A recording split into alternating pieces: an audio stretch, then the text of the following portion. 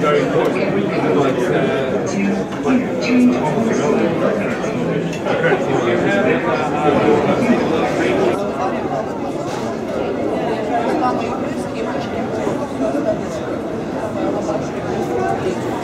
Very directly to the person that you're speaking to. I don't pretend to have any of them. Conference to have everybody come in. I'm not a vapor. I tried. I thought, so I used to be a smoker, but I was never a very good smoker.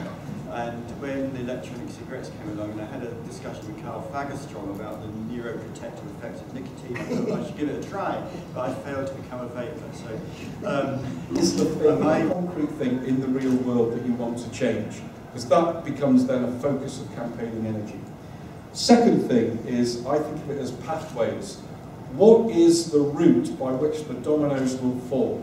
If you want to get a change to a piece of legislation, or you want to stop your local pub going vape-free, or you want to do something, you want to, you want to make sure that your shop can still sell tank models. What are the threats to that? What are the forces bearing on it? And what are the pathways by which a decision will be made that will be relevant to you? Because that tells you where your points of intervention are. That tells you how you can intervene in this process. You have to become an expert or team up with other experts who understand how all this stuff works. And so if it's a European thing, it's usually incredibly impenetrable, and you have to find somebody in Brussels to sort of help you through all that. But that's about forming alliances and coalitions. Third thing, know your strengths. Okay, so the great strength of being a vaping consumer or activist is you have in-depth specialised knowledge that most people who are making decisions about vaping have none of because they don't vape. So that is your unique selling point in this. Your personal experience, your personal journey, the journey of the impact it's had on your family and friends, the way it's changed your life. Those things are the really important things. You should never, ever feel that those things should be belittled in favour of randomised controlled trials, in favour of toxicology, mass spectrometers and all this sort of garbage that most of the people in the other room are talking about and have almost put me in a coma this morning. So the real life experience is incredibly important. That's what you specialise in. That doesn't mean you should kind of ignore the rest of it. That's the base. That's your kind of base in this debate. And to be honest, it's what works. So if you look at what works with the TPD, you look at what works at turning over really ridiculous ideas in 2010 in Britain, it was the visceral personal stories of vapors saying, if you do this to me, I'll go back to smoking, I will hate myself for the rest of it. Okay. Right, the fourth thing on my list of 10 is do stuff. Okay, don't get mad, get even. Okay, and this is about when you see stuff, don't just sound off on social media. You can do this, of course, there's nothing wrong with it. But if you want to be effective, you have to find the ways to strike back. If you think somebody is writing some garbage in the newspapers, then what is the system for press accountability? What do you do when a doctor goes rogue and starts saying things that they shouldn't say? You could sound off about it on social media, you could, just get angry and upset, or you could try to challenge them.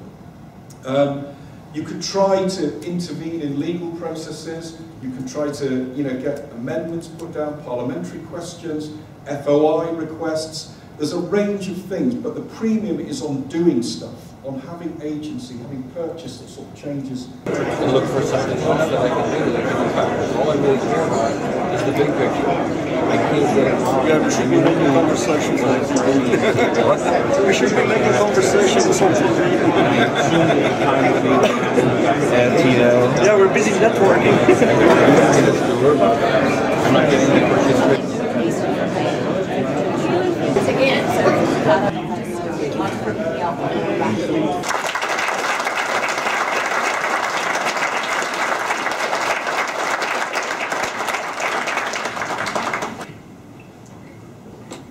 女士们、先生们，下午好！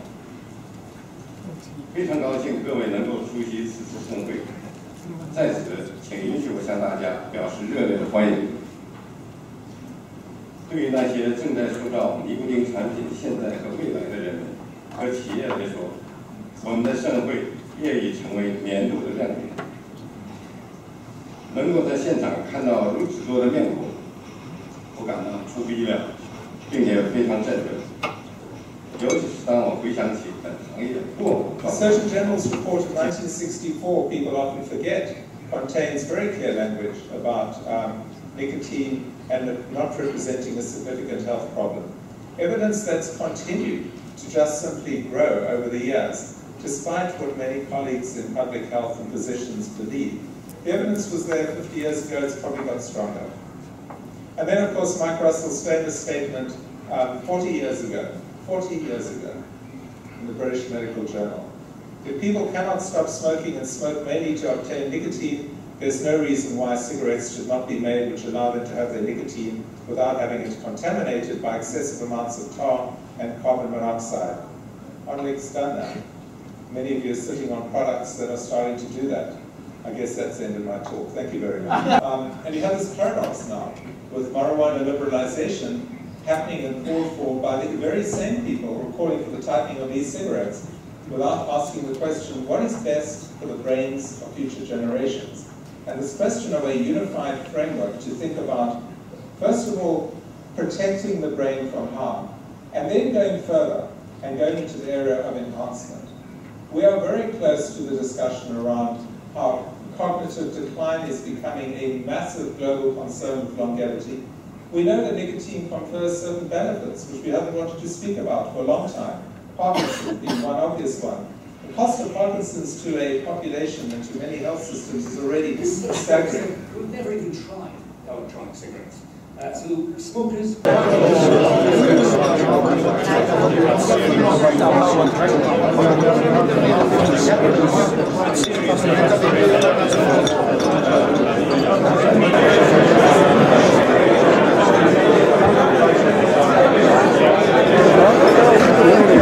Gisteren te vragen. Hey, welke vragen moet ik stellen? Wat vinden jullie ervan? Wat vinden wij ervan? Zeer meer voor dan vorig jaar, vond ik. Ook veel internationaler. Azië vertegenwoordigd, Australië, Nieuw-Zeeland. En er wordt veel meer genetwerkt informatie uitwinnen, wisselen die nuttig is voor dampen, ja, de advocacy zoals al hier. Ik schrok van het aantal tabakslobbyisten die hier zijn, van echt mensen van PMI en et cetera. Ja. Was dat vorig jaar ook het geval? Vorig jaar waren er ook wel wat. Nee, maar ik denk dit jaar is het veel meer. Maar dit jaar is het echt overrompelend. Het is absurd. Maar ze hadden ook presentaties over hun eigen producten, die Heat No Burn. We hebben er zelfs straks één gezien. Martijn schoof ook aan tafel. Ik heb geen productdemonstratie gezien. Ik kwam er wel redelijk snel achter dat het tabak ook was. Maar je kunt hier dus niet zomaar met iedereen gaan staan te praten. Je moet eerst vragen waar ze van zijn. Altijd interessant om te weten wat hun achtergrond is.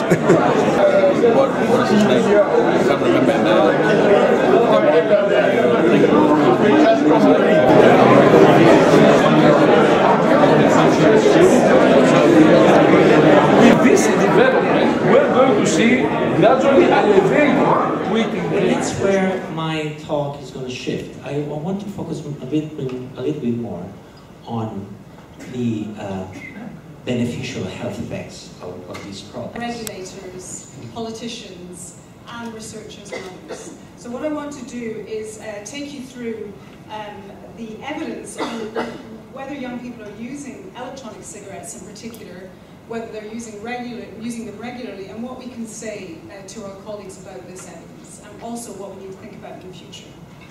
So the sort of background to this is largely what I've described as hysteria. And I think inevitably we will see an increase in the number of never smoking children who use e-cigarettes.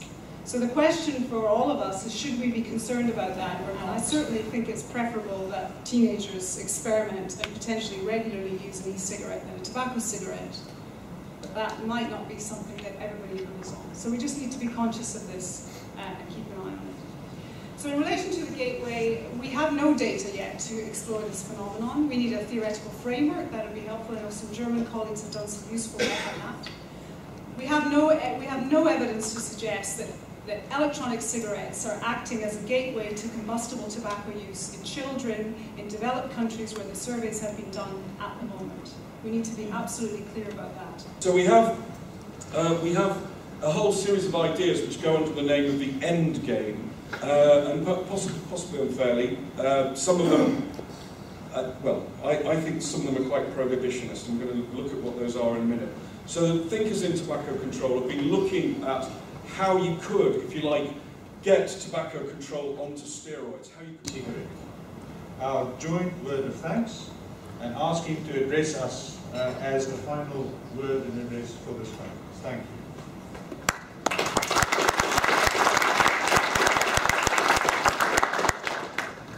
女士们、先生们，下午好！在我开始为这场盛会致以结语之前，我相信大家都非常乐意与我一起向这场盛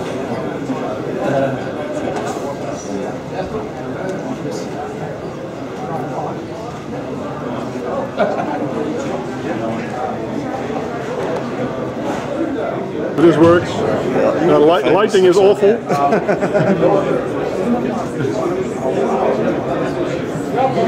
Well, Luc, how did you experience the Global Forum on Nicotine? I was really impressed with it, more impressed than last year.